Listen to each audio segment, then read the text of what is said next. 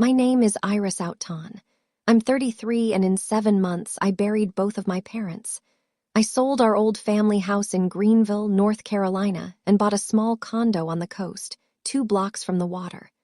The morning of day 2, before I'd even unpacked the kitchen, my adopted brother Trent walked in, lifted my keys off the entry table, and slid them into his jacket pocket. "You don't need this house," he said. "Tomorrow, I'm traveling with my wife's family. I can drop you off at a shelter." I stood there. I didn't argue. 1 hour later, I texted him 3 words. "Look inside Dad's lockbox." He called me back in 4 minutes. But what happened in the 28 days after that? That was the part nobody, including me, saw coming. Welcome back to the channel. This is a place for women who set boundaries the right way with documents, dignity, and the courage to stay calm in the rooms where everyone else is yelling. If you've ever been the one who showed up while the rest of your family just collected, this story is for you. Drop a comment, hit subscribe, and stay with me. What happens at that beach reception you're going to want to see? The 14 months before my mother died were the longest 14 months of my life. Ovarian cancer, stage 4 by the time the scans came back, which meant treatment but not a cure. I asked my boss at Pewitt and Hayes, the probate firm where I'd worked as a paralegal for 10 years, if I could shift to remote. He said yes the same hour. So I packed my laptop into the guest room of the house on Elm Street and moved back in.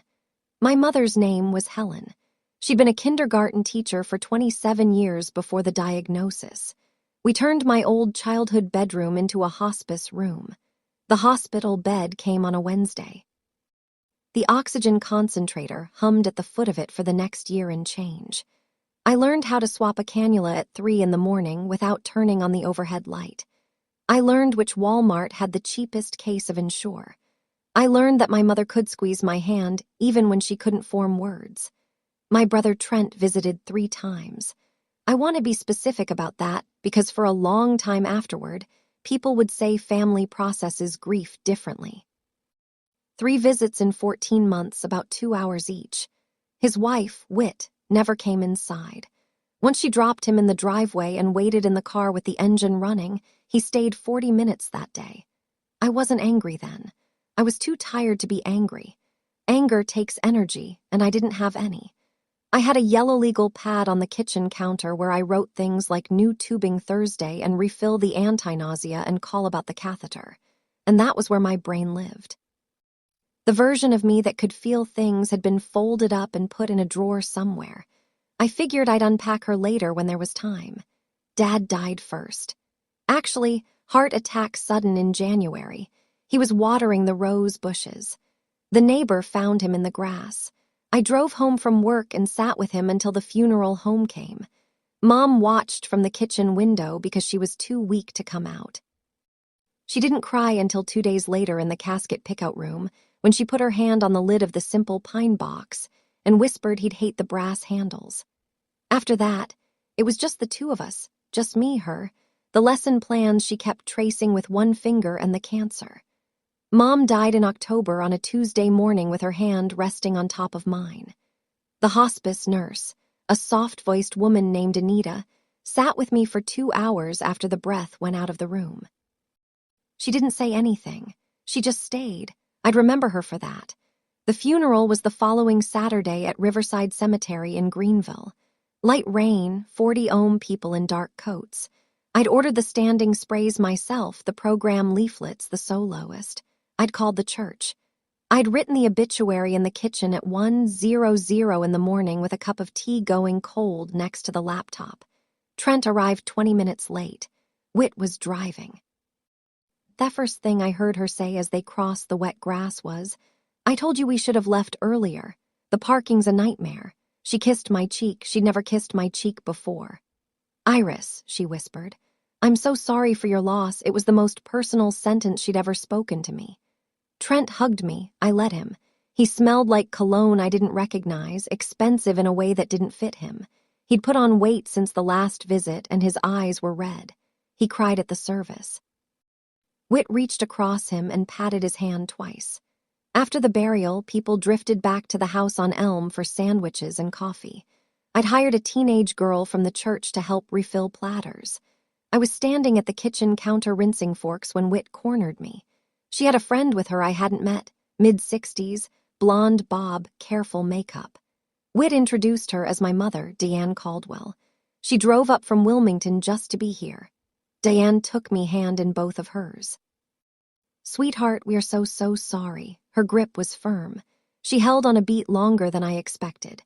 Then Whit asked perfectly casual, "Iris, did your mom ever say anything about her jewelry? Any of the pieces?"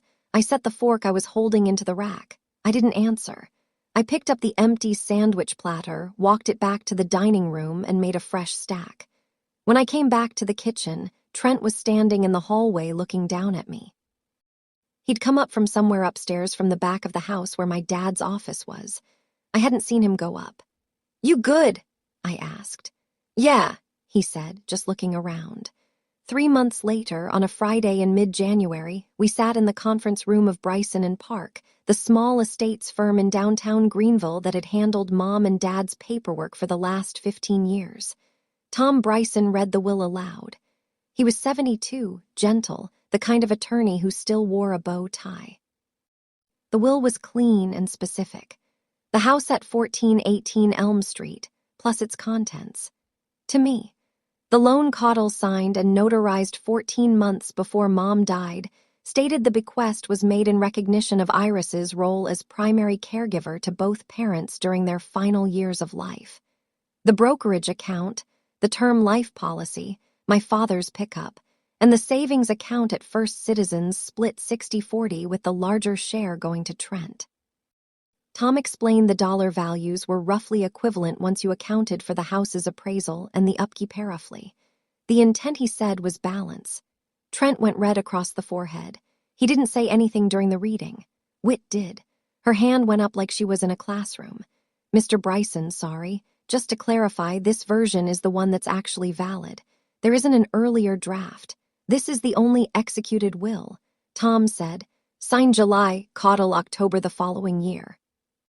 Both notarized. Whit nodded slowly. "Got it, just making sure." I didn't say anything in that room. I signed the acknowledgement page. I shook Tom's hand. I walked out to the parking lot with Trent and Whit 10 paces behind me. At my car, Whit caught up. She put her hand on my forearm. Her wedding ring was new, a bigger stone than I remembered. "Iris," she said in her sweetheart voice, "we should all sit down like a family meeting. Let's be honest about how to split this so nobody feels weird." I looked at her hand on my arm, then at her face. "The will is what Dad wrote," I said. "I didn't write it." She gave a tight smile and let go. That afternoon, I drove back to Pewitt and Hayes and asked the receptionist to pull a certified copy of everything for me, one for the office file and one for my own. Then I drove to the Sunrust branch on Memorial Drive and opened a safety deposit box. 247. I put the copies inside and slid the drawer shut myself. In the house that night, on a hook above the kitchen sink, I noticed the small brass key to Dad's cedar lockbox. I didn't open the box, not yet. 5 months passed. I lived in the house alone. I worked from the kitchen table. I closed Dad's office door and didn't open it. I let Mom's reading chair sit empty in the den and never sat in it. I changed the sheets on my old bed every 2 weeks because the smell of the hospice didn't leave the room until the 3rd change. One Saturday in April, I stood in the middle of the living room with a cup of coffee in my hand and looked at the wallpaper. Pale green vines hung in 1989. Dad had complained about it for 30 years. I realized I couldn't stay another month. The house wasn't a home anymore. It was a museum I'd been working as the unpaid curator of, and I was the only visitor. I called a realtor on Monday morning, listed Wednesday, open house the following Sunday. We had 3 offers by Tuesday, and on the 4th I accepted. A young couple, second baby on the way. The husband had grown up 2 streets over 410000, closing in 35 days. I didn't tell Trent until the contract was already signed. I called him from my car in the grocery store parking lot. The way you call someone you don't want to give a chance to argue. You're selling Mom and Dad's house. His voice tightened. "It's not Mom and Dad's anymore," I said. "It's mine by the will and I can't live here. I'm putting it on the market and using my share to buy a place on the coast." There was a long pause. Then I heard Whit on the line in the background saying something make out. Trent muffled the phone with his palm. When he came back, he sounded different. "Honey," he said. He'd never called me honey in his life. "We need to talk about that money, like a real conversation. Whit and I have been thinking about a few things and we could really use." I have to go. I said I'm at Harris Tur. I hung up. I should have known then. Anyone with a normal sibling would have known. But I just spent 14 months pretending I wasn't drowning, and pretending is a habit you can't quit overnight. I just kept moving. I packed the house in 8 weeks. I picked the condo in Kerala in 3 weekends. I closed cash $340,000 on a 1-bedroom on the 4th floor, 2 blocks from the Currituck Sound. Moving date, the first weekend of June. I didn't open the lockbox yet. I almost did twice. I decided to wait until I was in the new place. The movers got it done before lunch. 8 boxes from Greenville, 2 pieces of furniture I'd kept. Mom's reading chair, after all, and Dad's cedar lockbox. I'd had them load the box onto the truck personally, so nothing happened to it in transit. It had sat in the corner of his office since I was a kid. He'd built it himself in 1991 out of leftover cedar from a barn job. 22 in long, 16 wide, 10 deep, brass corners. A small lock he'd put in himself with a tiny brass key. The movers carried it up to the 4th floor and set it where I pointed in the master bedroom closet on the 2nd shelf. I closed the closet door. The cedar smell stayed in the closet like a held breath.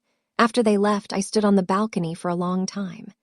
The condo was small, 640 square FT, 1 bedroom, a galley kitchen, a balcony just big enough for 2 folding chairs. The water wasn't ocean exactly. It was Currituck Sound, but you could smell the salt from upstairs. And on a clear day, you could see the lighthouse over at Kerala. The HOA dues were $315 a month. I'd run the numbers 4 times. I could carry it on my salary alone. I'd done it.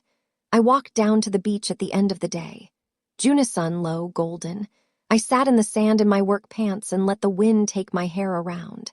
And for the first time in 5 months, for the first time since Mom, I cried. Not big, not loud, just a few minutes of leaking eyes. The kind that don't even ask permission. I felt grief. And underneath the grief, something I hadn't expected. Lightness, like a piece of luggage I'd been carrying for years had been set down on a bench, and I could walk away if I wanted to. That night, I slept 9 hours, the first 9 straight in over a year.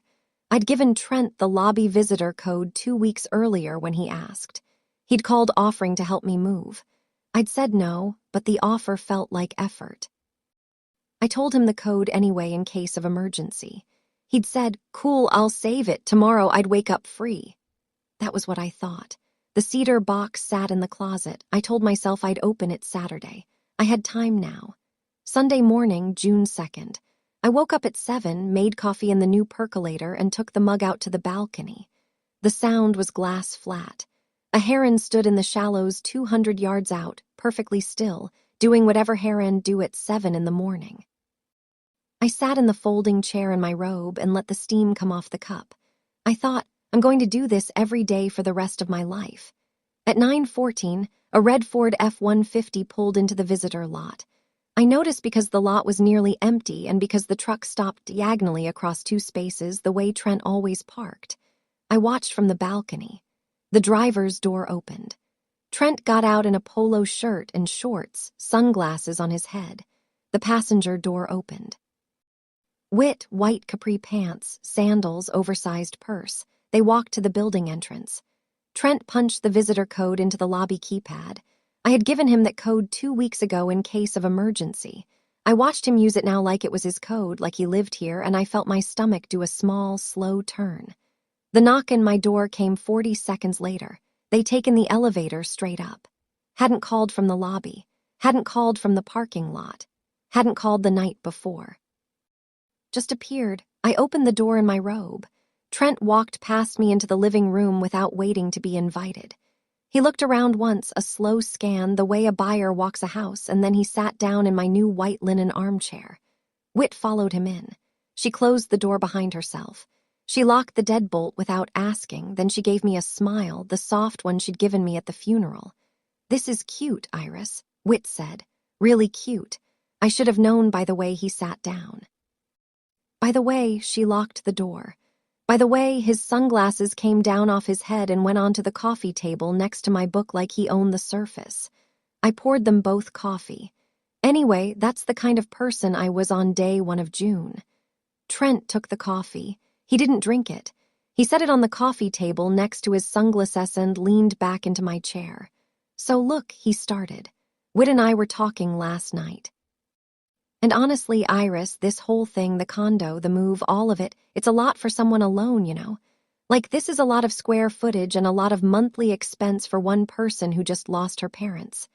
640 square FT, I said, and the math works." Whit jumped in soft and sad. "Sweetheart, honestly, this is too much for someone alone. We've been so worried about you." Trent stood up. He walked over to the entry table. My keys were lying there in the small ceramic bowl I'd had since college. 2 keys on a small ring, front door of the unit, mailbox down in the lobby. He picked them up. He looked at them for a second. Then he opened his jacket and slid them into the inside breast pocket, zipped the pocket closed. I watched him do all of it. "You don't need this house," Trent said. He turned to face me.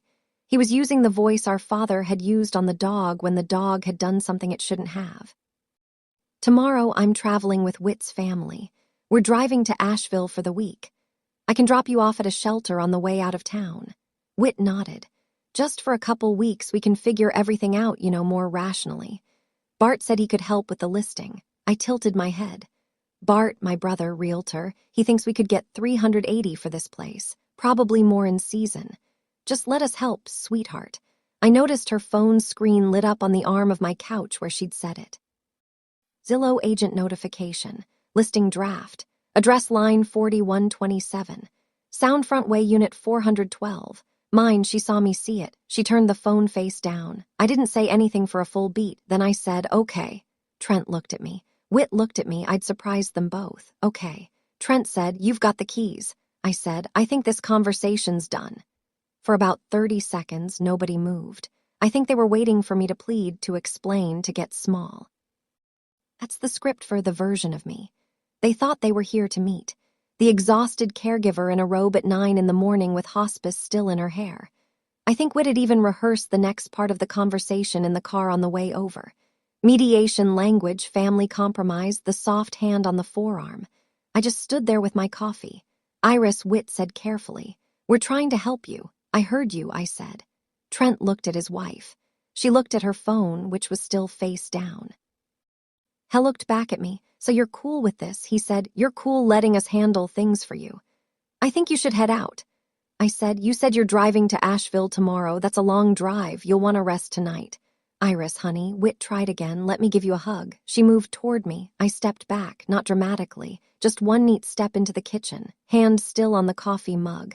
The counter between us now. She stopped. "Okay," she said brightly, like we just made a deal. "Okay, we'll call you tonight. We'll get this all worked out." They walked out the way they came.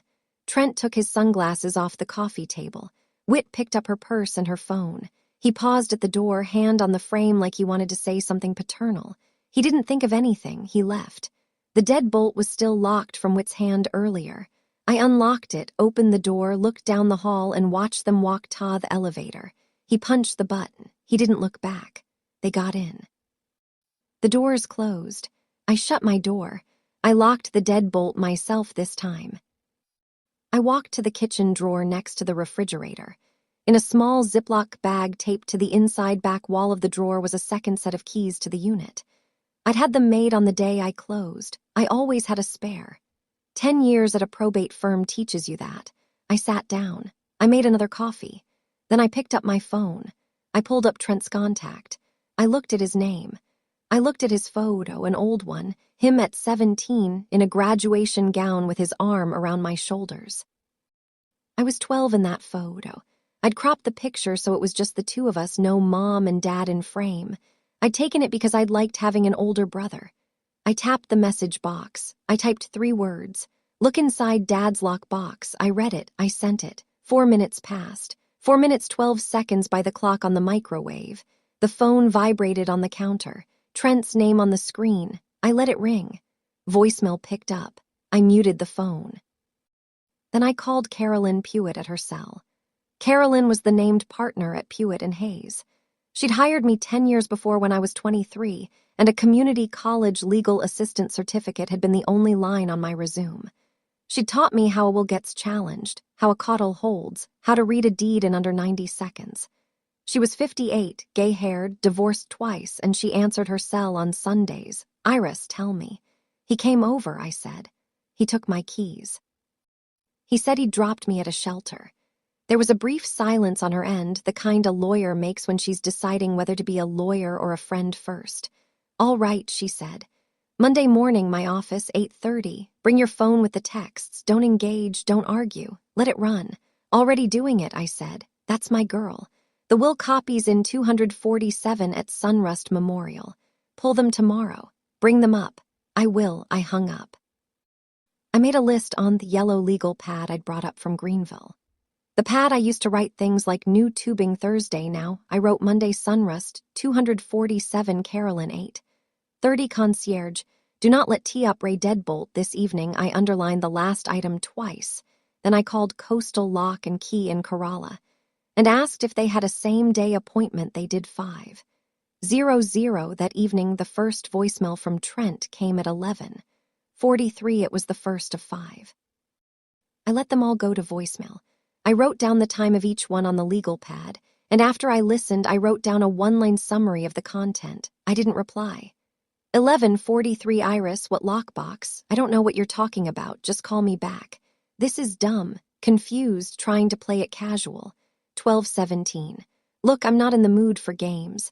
Whit thinks you're trying to mess with our heads. Call me back. Annoyed. Whit in the background somewhere. 155. I just got off the phone with Whit's mom. She thinks you're being ungrateful. I told her you'd had a hard year. Just call triangulating. Bringing in Diane, 422. Iris. If you don't call me back by the end of today, I'm going to talk to a lawyer. I'm not playing. I'm serious. We have rights here, too. Threat. Empty, but on the record. 809. I'm driving to Greenville tomorrow morning. If there's a lock at the old house, I'll find it. Whatever you think is in there, it's not yours alone. You don't get to keep stuff from family. I listened to that last one twice, not because it shook me, because I wanted to make sure I had the exact wording for Carolyn. I transcribed it word for word onto the pad. He'd said, whatever you think is in there, it's not yours alone. I underlined that sentence. He didn't know the house had closed on the 28th. The new owners had taken possession yesterday. The cedar box wasn't at 1418 Elm Street anymore. It was here in my closet on the second shelf. He'd find an empty bedroom upstairs and a young father painting it for the nursery. At 5:00, the locksmith came. 45 minutes, $210, new deadbolt cylinder, new keys. He gave me 3. I gave him one back to keep on file at his shop as proof of work and tipped him 20. I taped the new keys to the inside back wall of the kitchen drawer. The next morning, I drove 2 hours to Greenville and opened safety deposit box 247. The Sunrust branch on Memorial was quiet on a Monday at 10:00. I'd called ahead. The branch manager, a woman named Lorraine I'd known for 6 years, walked me back without small talk. She unlocked the room. She slid the drawer out and set it on the table. She left. I sat down. I put on my reading glasses. I opened the lid. 3 things inside. The first was a certified copy of my parents' last will and testament signed July of the year before Mom died. The codicil signed in October, 3 weeks before her diagnosis, was upgraded to terminal. The codicil specified the house, the contents, and an explicit reason in recognition of Iris's role as primary caregiver to both parents during their final years of life. There was an attached attorney affidavit from Tom Bryson confirming Mom and Dad had been of sound mind, separately interviewed, no coercion. The second was a handwritten letter from my father. 2 pages, lined notebook paper, his careful engineering school cursive, dated 6 weeks before he died. He couldn't have known then how soon he'd go. The letter began, "Iris, your mother and I both know who has carried this family." He went on for 2 pages, calm and specific, saying, and Mom had watched. They'd watched who showed up to the hospital that time in 2019 when he'd had the gallbladder surgery. They'd watched who answered the phone every Sunday. They'd watched who quit her social life for 14 months without ever once making it about herself. The last line of the letter said, "Don't let him take this house from you. Use it for yourself. Promise me." The third was a sealed envelope, cream paper, my mother's handwriting on the front. It said, "Iris, read when you need it, not before." I didn't open it. I knew I would eventually, but not yet. I put it back in the drawer with the will and Dad's letter. I took photographs of the will and the letter with my phone, both sides of each page. I emailed the photos to Carolyn before I left the room. I locked the drawer back. The cedar smell wasn't in these papers. They smelled like vault air and lemon polish. They smelled like the world telling me, here is what is true. 2 days later on Tuesday afternoon, the buzzer went off on my apartment door. Not the lobby buzzer, the unit buzzer, which meant whoever it was had gotten upstairs without going through the concierge. I checked the peephole. Diane Caldwell was standing in my hallway in a coral linen dress holding a green Pyrex casserole dish with a plastic lid. She saw the peephole darken. She smiled. "Iris, sweetheart, it's Diane. May I come in for a few minutes? I opened the door 6 in. How did you get up?" Oh, a lovely young man let me in downstairs. I told him I was visiting my daughter-in-law's sister. I let her step into the entry. I did not invite her past it. I closed the door behind her. I let her out to the balcony and seated her in one of the 2 folding chairs. I kept the slider open behind us, but I did not sit. She set the Pyrex on the small bistro table between us. The lid had a label written in black marker. Diane Caldwell Family Cookout 2024. "It's still warm," she said. "Chicken and rice. I make it for everyone going through a hard time. My pastor swears by it. That's kind of you." She talked for 20 minutes. She talked about family healing. She talked about how Trent had been crying. She talked about how the years go fast and how regret is the heaviest thing a woman can carry into her 70s. She talked about compromise. She used the word sweetheart 11 times. I counted toward the end. She leaned forward and put her hand on my knee. "Iris, honey," she said, "family doesn't keep secrets from family. We're all just trying to find a way back to each other." I didn't answer that one. I asked instead, "Mrs. Caldwell, would you like me to refrigerate this casserole?" She blinked, surprised by the pivot. "Oh, yes, sure. Put it in the fridge, sweetheart." I walked the Pyrex inside. I put it on the middle shelf next to a half-empty quart of milk. There was a folded note tucked under the dish on the lid. I read it without unfolding it all the way. 3 words in her handwriting, "Call your brother." I left the note exactly where it was. I came back to the balcony and stood with my hand on the slider frame. "Mrs. Caldwell," I said, "I think you should go now." She went. That night, my phone started lighting up. I'd been re-added to the family group chat. It was called the Outten family. I'd left it 4 months earlier without saying anything because I'd needed quiet. They'd added me back without asking. Members Trent, Whit, Diane, a man named Bart, Whit's older brother whom I'd met twice, a woman named Linda, Bart's wife, and a name I didn't recognize at all, Marlene Caldwell, who turned out to be Whit's cousin in Charlotte, 6 of them, one of me. 47 messages came in within 2 hours. Whit 8:13. "Hey, Iris. We're worried about you. Can you respond, please? We just want to know you're okay." Trent 8:15, "Iris, come on." Diane 8:20, "Family, let's please remember that grief affects people differently. We need to be patient with Iris, but firm. She needs us right now." Bart 831, "Hey, Iris, real quick. I run Caldwell Coastal, really. I can list the condo in 48 hours. My client Brett's looking 1 bedroom in season. Just let me know." I read that one twice. He'd put his pitch into the family chat as if it were a casual offer, as if I'd asked. Whit 9006, "She always was the favorite. Now she's the entitled one. Sorry, just being real." Diane 910, "Whit 911, I said sorry. Linda 922 sending love and prayers to everyone in this difficult time. Marlene 945 just got caught up reading. I'm so sorry y'all are going through this. Iris, sweetheart, you should know that family's forever. Money comes and goes. I screenshotted every message. I emailed the screenshots to Caroline in batches. I muted the chat, but I did not leave it because Caroline had told me the night before on the phone not to leave.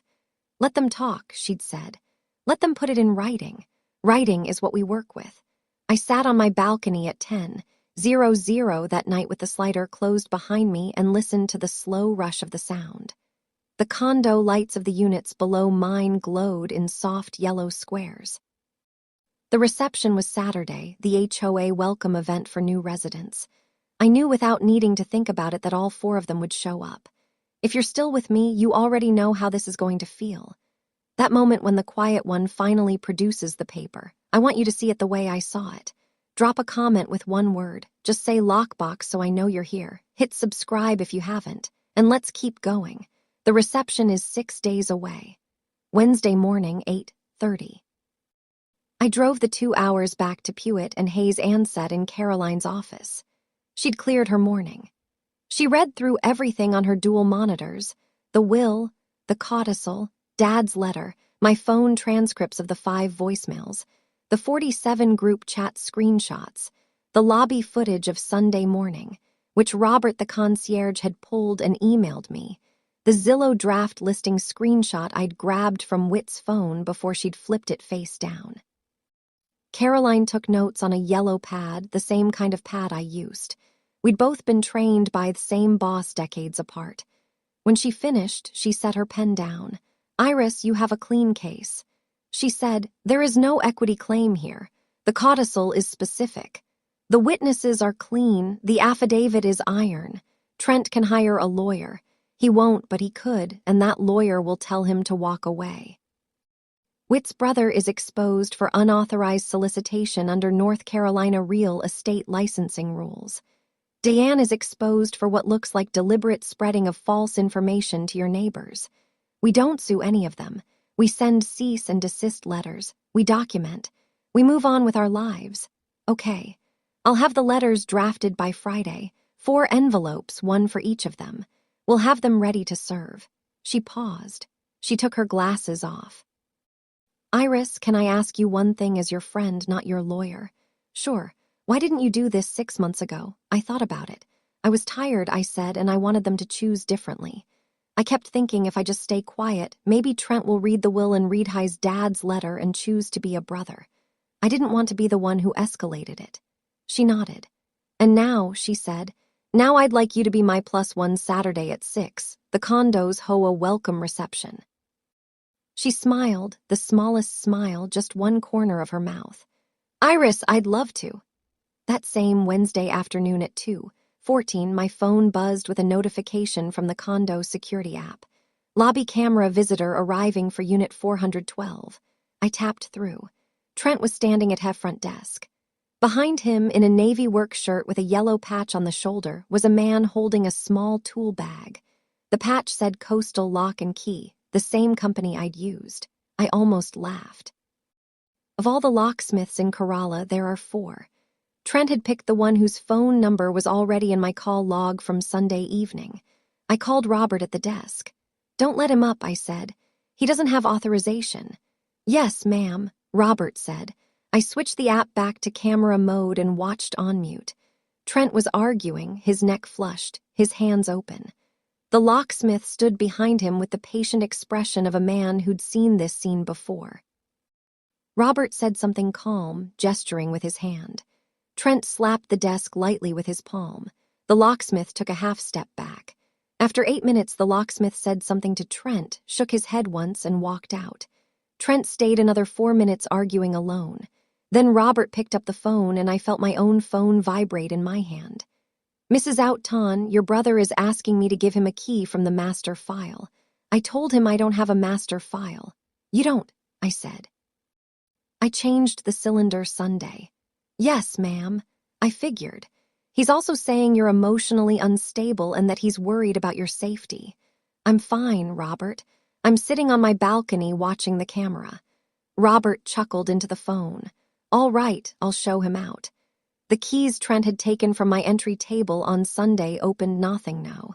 The new ones were in my kitchen drawer on the tape where I could see them every time I opened it. I did Coastal, the same shop he'd called Reiki, my deadbolt before sunset that same day. I'd kept the receipt. I'd be glad I did. Thursday morning. I was in the elevator going down to the mailroom when the doors opened on the third floor and a woman about 71 stepped in. She had short white hair, oval gold glasses, and a tote bag from the Outer Banks Public Library. I'd seen her once or twice in the hall. Hi, she said. Marge Holcomb. I'm in 306. Iris Outten 412. She studied me. Iris, she said. I think we need to have a little talk before Saturday. The doors opened on the lobby. We walked out together. She nodded at Robert and led me to one of the seating pods near the front windows. Honey, Marge said, sitting down and patting the seat beside her. I've had 2 women in this building call me this week about you, asking if I'd heard anything, asking if you seemed all right. Both of them said the same thing, that they had been called by a woman named Diane who was concerned about you. Diane said you just lost your parents and seemed to be acting unstable.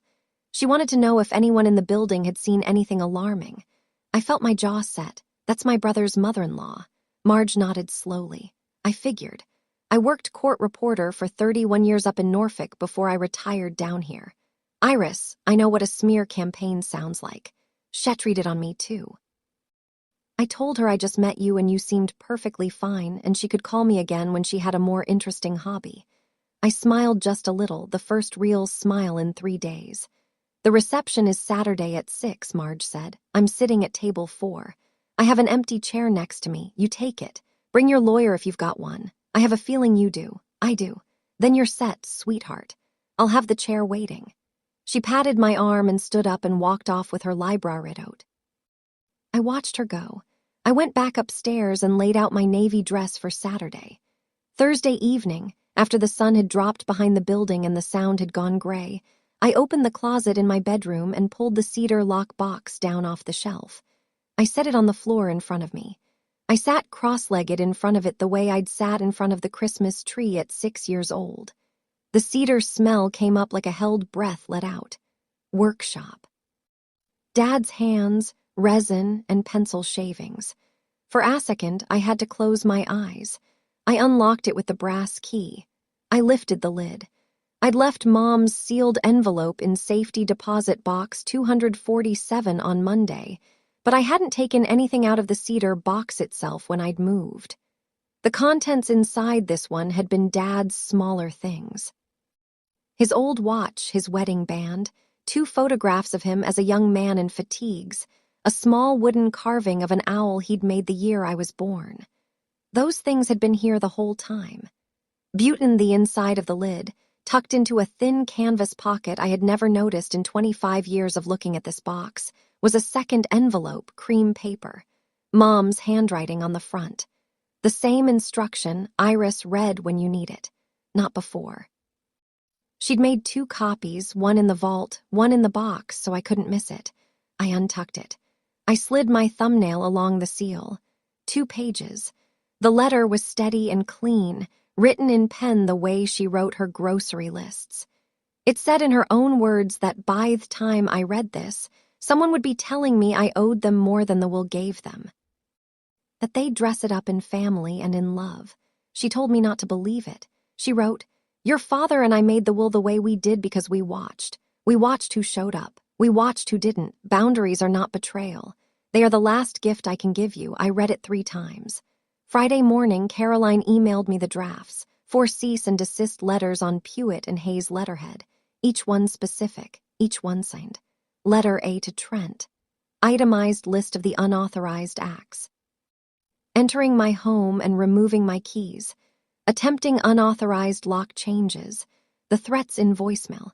Demand to cease all contact except through counsel. Certified mail required. Letter B to Witt. Same baseline plus the unauthorized real estate listing draft, which Carolyn had screenshotted from a public Zillow agent portal I hadn't even known she could pull. Letter C to Diane. Cease and desist. plus a separate paragraph about the privacy violation involved in calling my neighbors to spread false claims about my mental state. Caroline had cited the specific state statute. I read the citation twice. It felt good to read. Letter D to Bart. Cease and desist plus a draft complaint to the North Carolina Real Estate Commission. Copy enclosed regarding unauthorized solicitation and using a relative coercion to acquire a listing. I printed all 4. I addressed them by hand to make it personal. I sealed them in 4 legalese envelopes, white, labeled in black pen. I put the 4 envelopes in my canvas tote, the one I'd carried to Safety Deposit Box 247, the one that smelled faintly of cedar. I called Caroline at 4:00. Saturday confirmed 6:00 p.m. start. Meet me at the lobby at 5:45. I'll be in a navy dress. I'll be in a black blazer, she said. So we'll match. I laughed and then I almost cried because I hadn't laughed in months. I went to bed at 9 that night with the tote on the chair next to the bed and the letters inside it. I did not plan to hand them out unless I had to. I would only hand them out if the 4 of them came to the reception and made a scene. Caroline and I had agreed. I knew the way you know whether that they were going to make me Saturday. I woke at 6:15. The sound was silver. The hair end were back. I made coffee, scrambled 2 eggs, ate at the small table in front of the slider. I'd laid out the dress the night before. Navy knee-length, 3/4 sleeves, low-heeled black pumps that wouldn't make me taller than Carolyn. My mother's pearl earrings, the small ones, the only piece of her jewelry I had taken from the house on Elm before the sale. I read Mom's letter one more time at the kitchen table. I read Dad's letter once. I put them both back in the cedar box and locked it. At 5:30, Marge knocked on my door.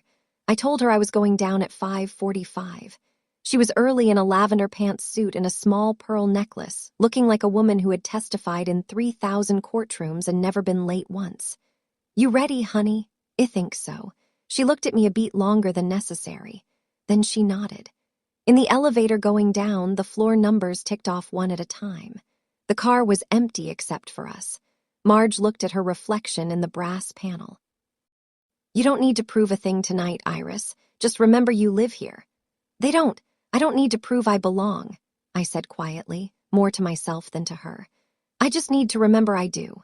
She turned and looked at me. She nodded once. The doors opened on the lobby. Caroline was already there by the front desk in her black blazer with a slim leather portfolio under her arm. So was Robert at the desk, who gave me a quick small thumbs up I appreciated more than he could have known. And so was Trent. So was Whit. So was Diane carrying a green Pyrex casserole dish with a foil-covered lid. So was Bart in a tan realtor's blazer with a small enamel pin on the lapel. They were already there. This next part is the one I replayed in my head for weeks afterward. If you've ever stood in front of family who treated you like a problem to solve, this is the moment you want them to feel what you've been carrying. If this story is hitting you somewhere real, hit subscribe before we walk into that reception. And let me know in the comments who's your Carolyn. The lobby of Soundfront condominiums had been turned into a small ballroom for the night. 6 round tables, white cloth, low centerpieces of hydrangeas in mason jars, a cheese board the size of a coffee table, sparkling cider in glass pictures, a jazz playlist running soft from a speaker in the corner, the kind of jazz that no one is actually listening to. About 40 residents had gathered, couples in their 70s, a pair of young mothers from the 3rd floor with their husbands. Mrs. Henley, the HOA president, 65, retired accountant, in a peach silk blouse with a tortoise shell clip in her hair. She'd called the room to attention to introduce the 3 new residents who had moved in that month. And finally, she said warmly, earnest, Iris Outten in Unit 412. "Iris, give us a wave." I waved. Polite applause. I sat down at Marge's table, table 4. Caroline took the seat to my left.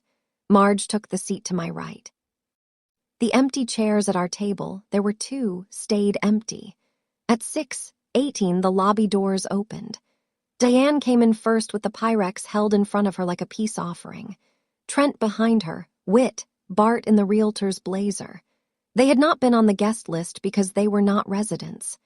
Diane walked straight up to Mrs. Henley. "We're so sorry to crash, Mrs. Henley. We're family of the new resident just here to support our Iris." Mrs. Henley, who had not been warned, did the gracious thing. She gestured them in.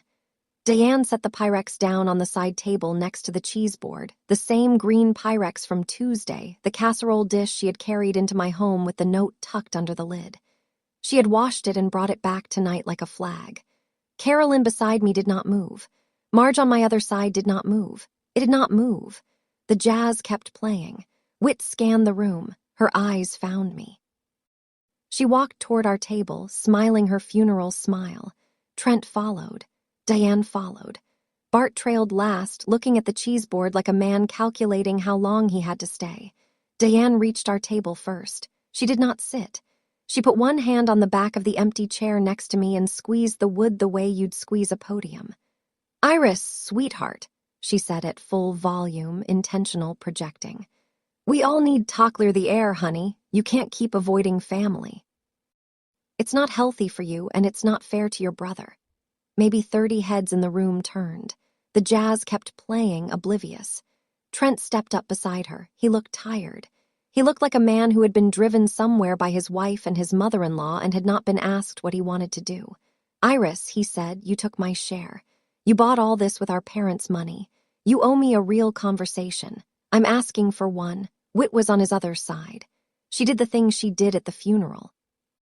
The soft hand on the heart, the eyes welling. "We have been trying so hard to be patient, Iris. You won't even pick up the phone." Bart near the cheese board smiled at Mrs. Henley with the practiced calm of a man who sold houses for a living. "We are just here to mediate, ma'am. Nobody wants a scene." Diane raised her voice another notch. "Honey," she said, "family doesn't keep secrets from family. Be the bigger person. You don't need this house more than your brother's children do." It landed like she'd planned it to. The exact same shape as the line Trent had used in my living room on Sunday morning. "You don't need this house." Now in front of 40 strangers dressed up in mother-in-law concern. Marge on my right set her cider down quietly. Carolyn on my left did not move. I looked at Diane. I looked at Trent. I looked at Whit. I looked at Bart, who at least had the decency to drop his eyes when mine landed on him. The room was waiting. I reached down to the canvas tote at my feet. I lifted it onto my lap. I opened the top. The jazz finally ended on a soft, sustained chord and didn't restart. I pulled the 4 envelopes out of the tote, white, legal size, hand-dressed in black pen. I set the tote back down. I stood up 6 steps to where they were standing in the center of the room. I gave Trent envelope a first. He took it because someone hands you something. You take it. He didn't open it. He just looked at me. I gave Whit envelope B. She held it the same way, both hands like she didn't know what kind of gift it was. I gave Diane envelope C. Her hand twitched as she received it. She didn't squeeze the chair back anymore. She held the envelope flat against her ribs. I gave Bart envelope D. He took it and looked down at it once, and then his face did a small thing it should not have done in public. It went pale. I did not raise my voice. The room was so quiet now you could hear the air conditioning. "Inside each envelope," I said, "is exactly what each of you has been asking for. Clarity." That was all I said. Caroline stepped forward from behind my chair. She had her business card already in her hand. She set it on the white tablecloth in front of Trent. "Carolyn Pewitt," she said, "partner at Pewitt and Hayes. I'm Iris's counsel of record. I'd strongly recommend reading the contents before you continue this conversation." Trent slowly opened envelope A. The will was on top. He stared at the title page for 3 seconds. He flipped to the codicil. He read the line about primary caregiver. He turned to my father's letter, 2 pages of careful cursive on lined notebook paper, and his face did something I had not seen since the funeral. His eyes for 2 seconds no more got wet. "Dad wrote this," he said barely above a whisper. I nodded once. His lower lip trembled. He was about to say something, maybe to me, maybe to himself. Whit grabbed the letter out of his hand. "She's lying. Trent, this is forged." He came back. He shook his head slowly. "Whit," he said, "that's his handwriting." She turned to him. Her face changed entirely. Trent, don't be weak. She's manipulating you. We talked about this. Diane had opened her envelope and was holding the cease and desist letter in one hand and Caroline's business card in the other. Her mouth was open. Bart had set his envelope on the cheese board and was staring at the floor. Diane recovered first. She did the thing people do when they've been caught. She got louder. This is an ambush. You invited us here to humiliate us in front of strangers. I did not raise my voice. I did not move from where I stood. Mrs. Caldwell, I said, none of you were invited. You introduced yourselves to Mrs. Henley as family of the new resident. There are 40 people here who heard you do it. Marge stood up at our table. She was 71 and 410, and she looked at Diane like a judge who had been waiting for a chance. I heard her say it, Marge said. Mrs. Henley heard her say it. The two ladies from 601 heard her say it. Mrs. Henley by the side table nodded once slow and crisp. I did, in fact. Whit had switched modes. The funeral voice was gone. The tears came easily and fast. Iris, you don't understand what this has done to our family. To Trent, he cries himself to sleep. Do you even care? Do you have any idea what he's been carrying? I looked at Trent. Trent was looking at the floor. Whitney, I said, is the only person in this room who has cried about my mother in front of me before tonight. My mother. Trent visited her 3 times in 14 months. He stayed 40 minutes the longest time. Bart near the cheese board tried to broke her. Listen, why don't we all just step outside, calm down, take a beat? No one is stepping outside, Carolyn said. Her voice was conversational. It carried across the room. Anyway, the cease and desist is effective immediately. Any further contact with my client comes through me. The packet you're each holding includes my office line. I will respond Monday morning. Diane lifted the envelope toward Carolyn. This is this ish harassment. This is you can't just I can actually, Carolyn said, and I have Mrs. Caldwell. The privacy violation citation is on page 2. Diane went silent. Trent had not moved from where he stood. He was folding the letter back together with the slow, careful hands of a man who used to fold his father's flag at the funeral. He put the letter in the breast pocket of his shirt. Diane found her voice one more time. She was breathing hard. What do you have to say for yourself, Iris? In front of all these people, look at them looking at you. I did. I looked at the room. 40 residents, my new neighbors, the people who would be my neighbors for the next 20 years if I was lucky. All of them still seated, all of them watching. I looked at Trent. He was looking back at me. His eyes were red. He was not going to apologize, I could see that. I could see all the years of him under the surface, and the wife pulling at his sleeve, and the mortgage, and the truck leasing debt, and the kids he had with Whit, and the trips he had wanted to take, and the version of him that might still be in there somewhere but had been very, very busy. I looked at Diane. The lockbox said everything. I told her quietly, you just refused to read. I turned. I walked back to table 4. I sat down between Marge and Caroline. For about 3 seconds, no one moved. Then Whit grabbed Trent's elbow and pulled him toward the doors. He went without resistance. Diane snatched up her purse from where she had set it. She turned for the casserole. Bart, who had not been told what to do, picked the green Pyrex up from the side table by reflex and held it.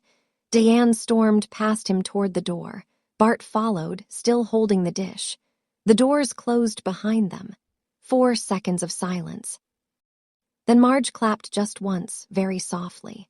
Mrs. Henley cleared her throat. Well, she said, let's get to the food, shall we? 28 days passed. The 4 cease and desist letters were served by certified mail the following Tuesday. The receipts came back signed within the week. Trent had hired a lawyer in Greenville who returned Caroline's call within 48 hours and told her in the polite language attorneys use that his client did not intend further contact. The lawyer billed Trent $620 and told him to stop talking. Whit unfollowed me on Instagram. Bart's draft listing on the Zillow agent portal disappeared. The North Carolina Real Estate Commission opened a preliminary file on Bart's solicitation and issued him a warning letter. No suspension. Deanne sent me one apology card in a pink envelope with a water call of a hummingbird on the front. I read it once. I did not respond. I put it in a shoe box in the closet next to the cedar box. Trent sent one email, 4 lines, no subject. I read what Dad wrote. I'm sorry I didn't read it sooner. I won't bother you. I hope you're okay. I saved the email to a folder I named Family. I did not reply. The numbers when I added them up at the end of the month: $1,840 in legal fees, 4 envelopes served, 0 conceded dollars, $0 follow-up incidents, 1 quiet condo, 4 floors above the sound with a closed door and a deadbolt that worked. On the morning of day 29, I opened the cedar box one more time. I thought I'd seen everything in it. The owl carving, the wedding band, the photographs, the canvas pocket where Mom had hidden her letter. But that morning, for no good reason except that I wanted to spend a minute with my parents, I lifted out the felt liner at the bottom. Under the liner was a small velvet pouched color of old red wine. I'd never seen it before in my life. Inside the pouch was my mother's silver locket, the one I'd thought had been sold at the estate sale with the rest of her jewelry. She had taken it out. She had hidden it here for me to find. When I opened the locket, the tiny photograph inside was of me, age 6, sitting on my father's lap on the front porch of the house on Elm Street. I was holding a melted ice cream cone. He was laughing. On the back of the velvet pouch in my mother's pen, 3 lines. You are always enough by yourself. Don't forget love, Mom. I put the locket on. The chain was short. It sat at my collarbone like it had always been there. Family isn't whoever shares your last name with you. It's whoever read your father's letter the first time and didn't need a second. That's my story. 1 lockbox, 4 envelopes, 40 witnesses, and a quiet locket I still wear. If this reminded you to update your own paperwork or to keep certified copisomewhere safe, take that as a sign. Drop a comment, hit subscribe.